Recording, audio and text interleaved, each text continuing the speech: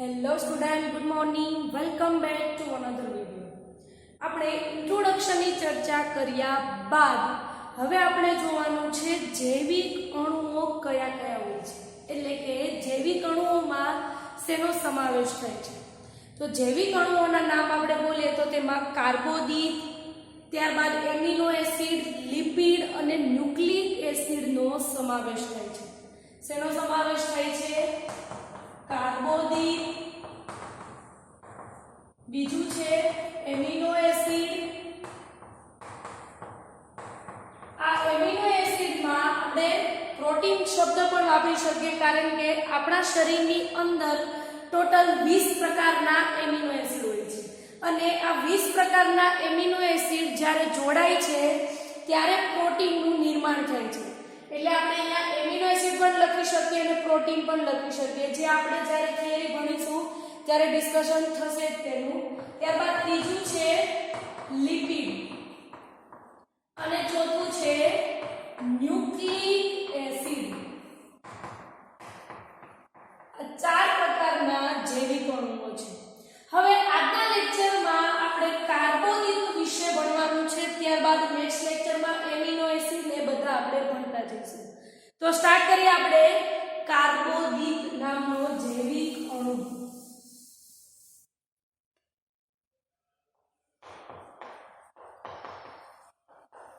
કાર્બોદિત જે હોય છે તેના મુખ્ય 3 પ્રકાર છે, જેમાં મોનોસેકેરાઇડ, ડાઇસેકેરાઇડ અને પોલીસેકેરાઇડ. ફરીથી રિપીટ કરું છું, કાર્બોદિતના મુખ્ય 3 પ્રકાર છે. કયા કયા? તેમાં મોનોસેકેરાઇડ, ડાઇસેકેરાઇડ અને પોલીસેકેરાઇડનો સમાવેશ છે. આપણે જોઈએ તેના પ્રકારો. મોનોસેકેરાઇડ, બીજું છે ડાઇસેકેરાઇડ અને ત્રીજું છે પોલીસેકેરાઇડ. ફર્સ્ટ આપણે જોઈએ મોનોસેકેરાઇડ.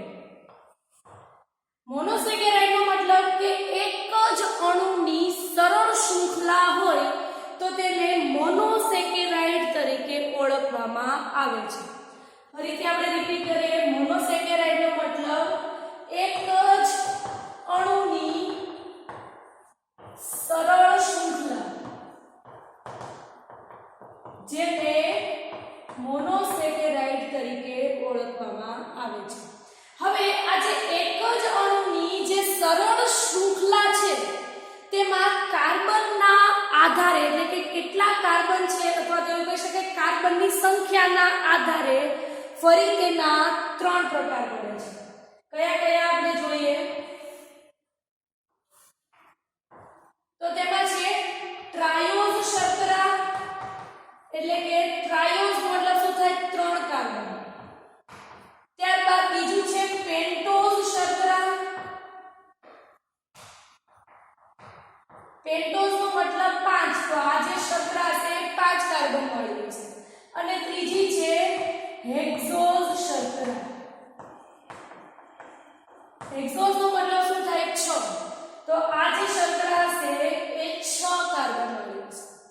ફરીથી રિપીટ કરું છું, મોનોસેકેરાઇડની જે એક જ અણુની સરળ શૃંખલા જે છે તેમાં કાર્બનની સંખ્યા કેટલી છે તેના આધારે ફરીથી તેના 3 પ્રકાર પડે છે. કયા કયા? તો ટ્રાયોઝ શર્કરા, પેન્ટોઝ શર્કરા અને હેક્ઝોઝ શર્કરા. ટ્રાયોઝ નો મતલબ શું થાય? 3, તો ટ્રાયોઝ શર્કરા 3 કાર્બન વાળી હોય છે. પેન્ટોઝ નો મતલબ શું થાય? 5, તો તે શર્કરા 5 કાર્બન વાળી હશે. અને હેક્ઝોઝ નો મતલબ શું થાય? 6, તો આ જે શર્કરા હશે તે 6 કાર્બન વાળી હશે. ત્યારબાદ આપણે જોઈએ કે ટ્રાયોઝ શર્કરામાં શેનો સમાવેશ થશે, પેન્ટોઝમાં શેનો થશે અને હેક્ઝોઝમાં શેનો થશે. તો ફર્સ્ટ આપણે જોઈએ ટ્રાયોઝ શર્કરા જે છે તેમાં શેનો સમાવેશ થાય છે. જેમાં આપણે એક એક્ઝામ્પલ લઈએ, ગ્લિસરાલ્ડીહાઇડ. શેનો સમાવેશ થાય છે? ગ્લિસરાલ્ડીહાઇડ.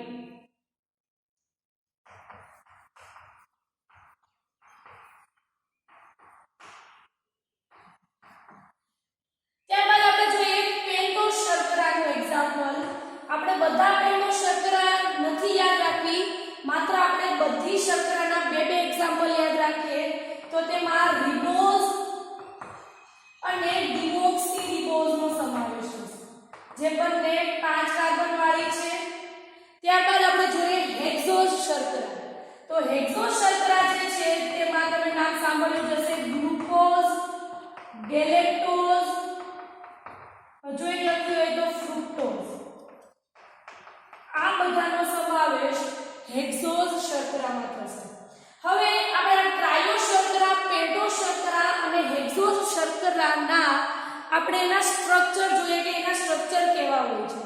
તો આપણે થોડીવાર ડાયસેકેરાઇડ, પોલીસેકેરાઇડ ને ભૂલી જઈએ અને પહેલા આપણે ફોકસ કરીએ મોનોસેકેરાઇડના પ્રકારો. તો તેમાં પહેલું છે ટ્રાયો શર્કરા, જેમાં આપણે જોયું ગ્લિસરાલ્ડીહાઇડ. ગ્લિસરાલ્ડીહાઇડનું સ્ટ્રક્ચર સિમ્પલ હોય છે CHO, COH, OH અને CH2OH. કારણ કે ટ્રાયો શર્કરા ટોટલ કેટલા 3 કાર્બનની હોય છે. તો આ પહેલું કાર્બન, આ બીજું અને આ ત્રીજો કાર્બન. તો આ થયું ગ્લિસરાલ્ડીહાઇડની શર્કરા.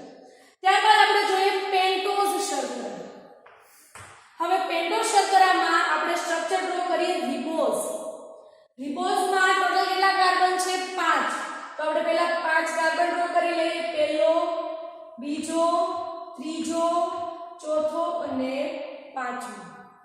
હવે એ ખાસ યાદ રાખજો કે મોનોસેકેરાઇડ જે છે એ મોનોસેકેરાઇડ શર્કરામાં આલ્ડીહાઇડ સમૂહ આવેલો હોય છે. આલ્ડીહાઇડ સમૂહ એટલે શું થશે CHO. આટલું કોમન જ હશે. તો આ પહેલો કાર્બન, બીજો, ત્રીજો, ચોથો અને પાંચમો. અને છેલ્લો કાર્બન હશે ત્યાં શું આવેલું હશે CH2OH. હવે જોઈએ આપણે અત્યારે શેની રિબોઝ શર્કરાનું સ્ટ્રક્ચર જોયું છે.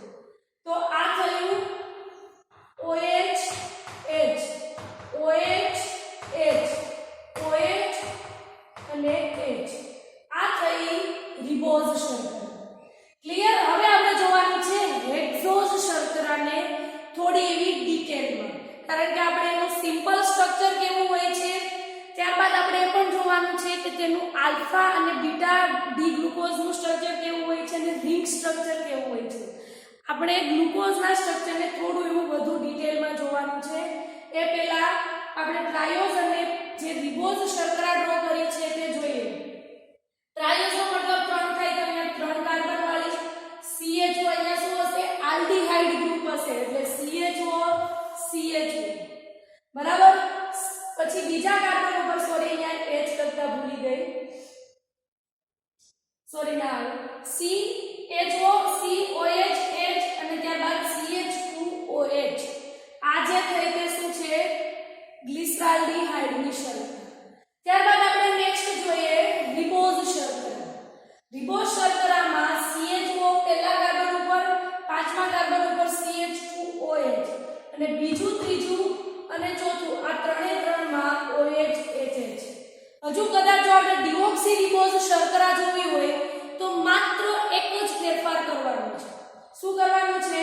તો જે બીજો કાર્બન જે છે એમાં OH ના સ્થાને હાઇડ્રોજન આવી જશે અને H જે છે ત્યાં OH આવી જશે. આટલો જ તફાવત છે રિબોઝ અને ડિઓક્સી રિબોઝની શર્કરામાં. ક્લિયર? હવે જોઈએ આપણે હેક્સોઝ શર્કરા.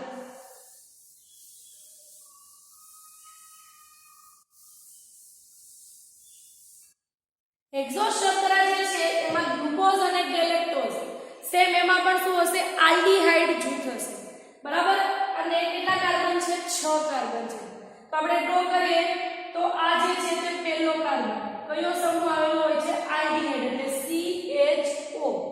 ત્યારબાદ છઠ્ઠો કાર્બન હશે આ થયો પહેલો કાર્બન. હવે આ જે છે તે છઠ્ઠો કાર્બન છે. છઠ્ઠા કાર્બન ઉપર મેં શું કીધું હતું કે છેલ્લો કાર્બન હશે ત્યાં CH2OH આવશે. તો આ થયો છઠ્ઠો કાર્બનનું CH2OH. પહેલા કાર્બનનું આપણે જોઈ લીધું. ત્યારબાદ આપણે છઠ્ઠા કાર્બનનું પણ જોઈ લીધું. હવે આપણે ટોટલ કેટલા 4 કાર્બન ઉપર શું છે એ જોવાનું છે. તો આ પહેલું, બીજો, ત્રીજો, ચોથો, પાંચમો અને ત્યારબાદ આ છઠ્ઠો. હવે એમાં શું હશે તો HOH. ક્લિયર? હવે આપણે શું કરવાનું છે તેને ઘુમાઈ દેવાનું છે. મતલબ કે OH, H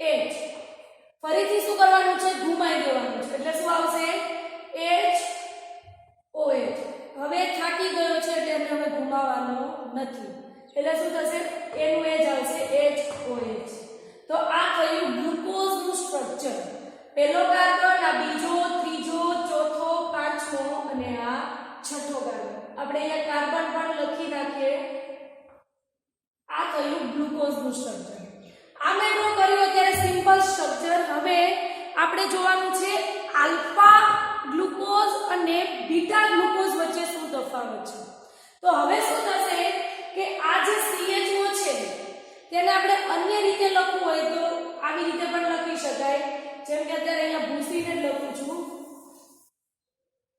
CH double bond O થયું તો CHO પણ આવી રીતે પણ તેને લખી શકાય હવે શું થશે કે આ જે ઓક્સિજન છે આ ઓક્સિજન જે છે તે ક્યાં જશે પાંચમા કાર્બન સાથે જશે હવે આ ઓક્સિજન પાંચમા કાર્બન સાથે જશે પણ ત્યાં તો ઓલરેડી OH છે તો હવે શું થશે કે એને સ્પેસ નહીં મળે તો શું થશે ઓક્સિજન અહીંયા આવશે તો આ જે OH છે તે અહીંયા આવશે ફરીથી રિપીટ કરું છું આ CHO નો જે આ ઓક્સિજન છે તેને પાંચમા કાર્બન સાથે જોડાવવું છે તો પાંચમા કાર્બન સાથે જોડાવવું હોય તો ત્યાં તો ઓલરેડી OH છે તો શું થશે કે આ OH જે છે તે પહેલા કાર્બન ઉપર આવતો રહેશે અને પહેલા કાર્બનનો ઓક્સિજન અહીંયા આવતો રહેશે આપણે સ્ટ્રક્ચર દ્વારા ડ્રો કરીએ સપોઝ આપણે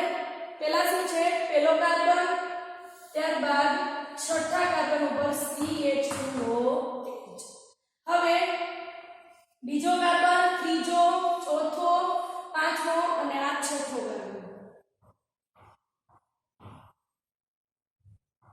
OH H H OH H OH અહીંયા શું હતું પહેલા CHO હતું જેને આપણે અન્ય રીતે લખવું હોય તો C ડબલ બોન્ડ OH બરાબર હવે શું થશે કે આ જે ઓક્સિજન જે છે તે ક્યાં આવી જશે પાંચમા કાર્બન ઉપર આવી જશે અને પાંચમા કાર્બન ઉપર જે OH છે તે ક્યાં આવી જશે પહેલા કાર્બન ઉપર તો આપણે ડ્રો કરીએ તો શું થશે કે અહીંયા જો આ OH આ પાંચમા કાર્બનનો OH જે છે તે સપોઝ અહીંયા જમણી સાઈડ આવશે આ જમણી સાઈડ OH આવશે તો તેને આલ્ફા ગ્લુકોઝ કહેવાશે અને જો આ OH અહીંયા જોડાશે એટલે કે ડાબી બાજુએ જોડાશે તો તેને બીટા ગ્લુકોઝ તરીકે ઓળખવામાં આવે છે ફરીથી રિપીટ કરું છું આ પાંચમા કાર્બનનો જે OH છે તે ક્યાં આવશે પહેલા કાર્બન સાથે જોડાશે આ ઓક્સિજન અહીંયા પહોંચી ગયું તો શું થશે કે ત્યાં ઓલરેડી OH છે તો OH શું કરશે ટ્રાન્સફર થઈ જશે પહેલા કાર્બન સાથે તો આ OH જો જમણી બાજુએ ગોઠવાશે તો તેને આલ્ફા ગ્લુકોઝ કહેવાશે અને જો એ ડાબી બાજુએ જોડાશે તો તેને બીટા ગ્લુકોઝ તરીકે ઓળખવામાં આવે છે આપણે રિંગ સ્ટ્રક્ચર ડ્રો કરીએ તો રિંગ સ્ટ્રક્ચરમાં આપણે આ ભૂસી નાખીએ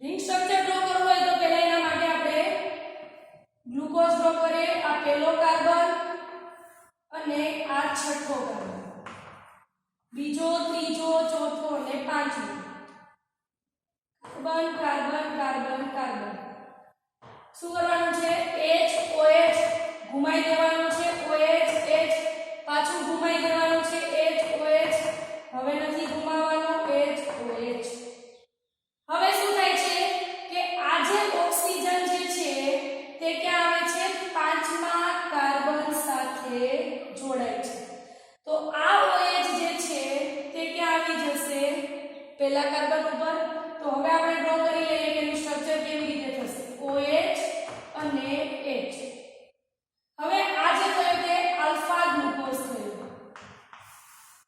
હવે આપણે શું કરવાનું છે રિંગ સ્ટ્રક્ચર ડ્રો કરવાનું છે રિંગ સ્ટ્રક્ચરમાં ટોટલ કેટલા 6 કાર્બન છે તો 6 કાર્બન વાળું આપણે રિંગ સ્ટ્રક્ચર ડ્રો કરવાનું છે આજે મેં ઓક્સિજન ડ્રો કરું છું અહીંયા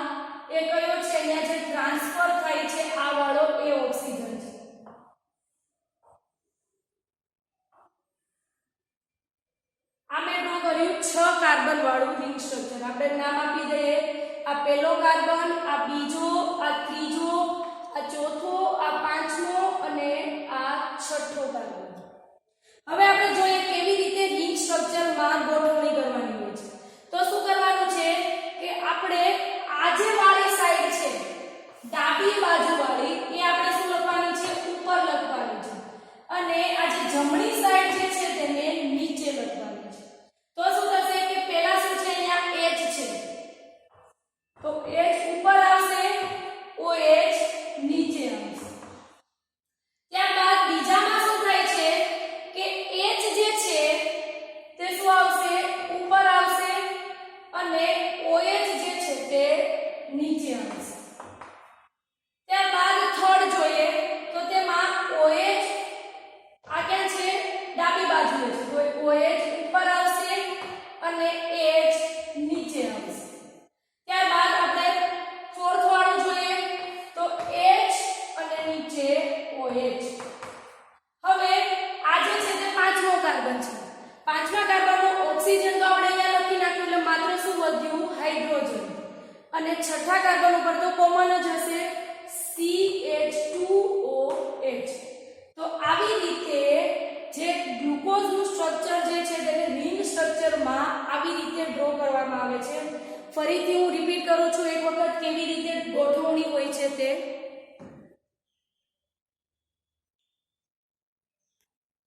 આપણે ફરીથી ઘૂસી અને ફરીથી રિંગ સ્ટ્રક્ચર કેવી રીતે ડ્રો કરવાનું હોય એ જોઈએ. આલ્ફા અને બીટા વચ્ચે તમને ખ્યાલ આવી ગયો હશે કે આલ્ફા ગ્લુકોઝ અને બીટા ગ્લુકોઝ કોને કહેવાય. ક્લિયર? ફરીથી આપણે ડ્રો કરીએ. પહેલો કાર્બન, છઠ્ઠો કાર્બન ઉપર કોમન છે HOH. શું કરવાનું છે? ઘુમાઈ દેવાનું છે OH. ફરીથી ઘુમાવવાનું છે HOH. હવે નથી ઘુમાવવાનું. આ થયો ગ્લુકોઝ. અહીંયા શું થાય છે કે આ OH જે છે તે પહેલા કાર્બન ઉપર આવી જાય છે, તો OH. અને અહીંયા આપણું સ્ટ્રક્ચર શું છે? CHO છે. તો માત્ર ઓક્સિજન અહીંયા આવે છે, બરાબર? પરંતુ એક હાઇડ્રોજન તો છે, તો એ હાઇડ્રોજન આવી જશે અહીંયા, તો COH. અને આ ગોઠવણી જો ઊંધી થઈ જાય, એટલે કે OH અહીંયા આવી જાય, H અહીંયા આવી જાય, તો તેને બીટા ગ્લુકોઝ કહેવાશે. અને આ સાઈડ OH હશે તો એને આલ્ફા ગ્લુકોઝ કહેવાશે. ક્લિયર? હવે જોવાનું છે રિંગ સ્ટ્રક્ચર. આપણે શું કરવાનું છે? 6 કાર્બન વાળી છે તે ડ્રો કરવાની છે. હવે એમાં આ પહેલો કાર્બન, બીજો, ત્રીજો, ચોથો, પાંચમો અને આ છઠ્ઠો. હવે શું કરવાનું છે? ડાબી બાજુએ જે છે તેને ઉપર લખવાનું છે. આપણે કોઈ પણ વસ્તુ વાંચતા હોય તો ક્યાંથી આપણે વાંચવાની શરૂઆત કરીએ? અહીંયાથી. તો આ ઉપર આવશે, આ નીચે આવશે. સ્ટાર્ટ કરીએ તો આ H છે, તો H ઉપર આવશે, OH નીચે આવશે. સેકન્ડ કાર્બન જોઈએ તો HOH, સેમ H ઉપર, OH નીચે. ત્રીજા કાર્બન ઉપર OH આ સાઈડ છે, તો OH ઉપર આવશે અને હાઇડ્રોજન નીચે આવશે. ત્યારબાદ ચોથા કાર્બન ઉપર H અને નીચે OH.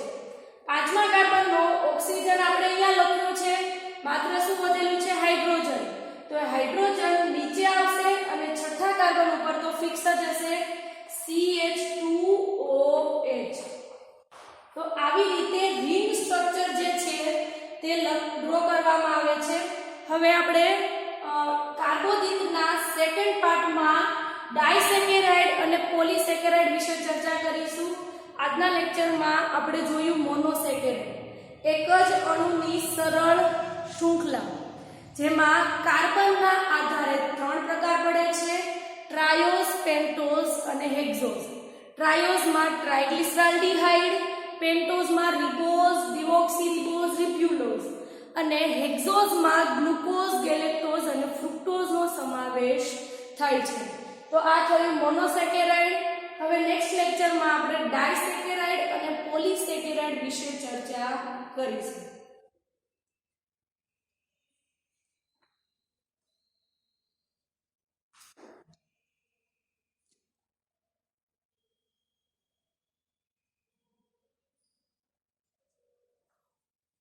હોમવર્કમાં ક્વેશ્ચન છે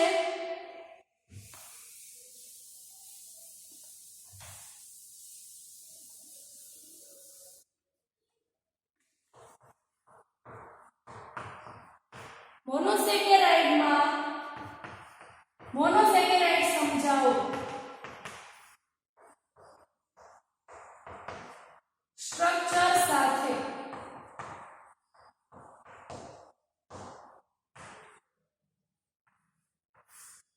મોનોસેકેરાઇડ આખી સમજાવવાની છે તેના સ્ટ્રક્ચર સાથે.